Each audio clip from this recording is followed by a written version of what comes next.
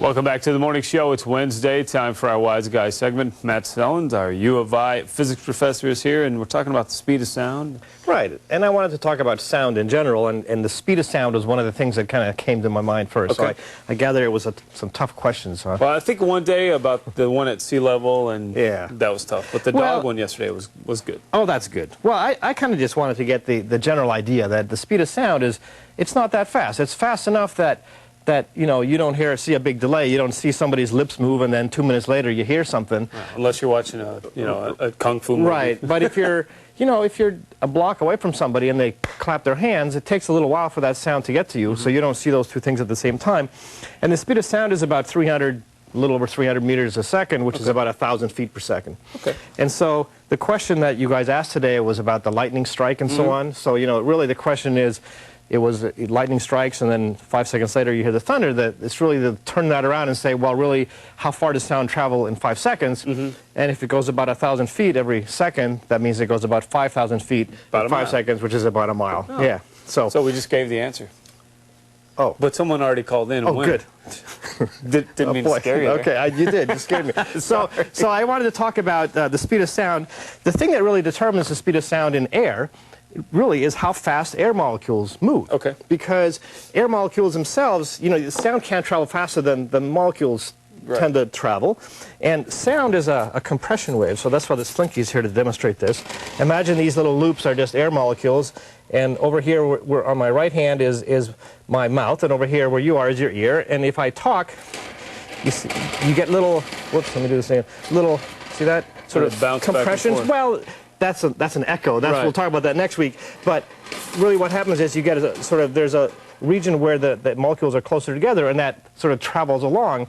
The molecules themselves don't travel from my mouth into your ear. You hear wind just because I'm talking, but the little vibrations travel along. And it is the thing that determines the pitch that you hear. There's two things. One is the wavelength of the sound, that is how big the wave is, just physically large, and how fast the wave travels. Now, the speed of sound is such that if you have a wavelength which is about twice as long as this, you can stick a quarter of a wave inside this pipe, it turns out. Okay, then with the speed of sound in air being what it is, you get this pitch in a whistle, which is this size. Right. Okay. In this thing is one of these train whistles. Oh, okay.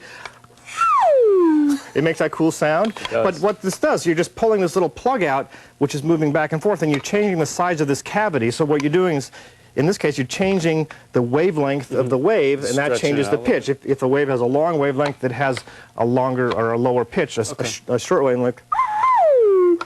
And there's one other way to change the pitch, even if you have just the same size pipe. Okay, so listen to this pitch.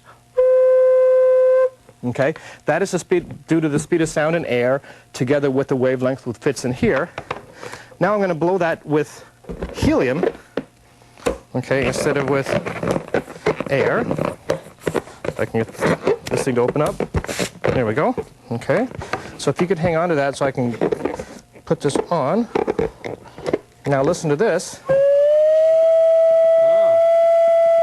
See how that's a higher pitch? It is. It's because helium is a smaller molecule. Helium moves faster, so the speed of sound in helium is faster than it is in air, so you get a higher pitch. That's why you talk funny when you breathe helium. Maybe we'll do that next. Oh, go ahead. Okay.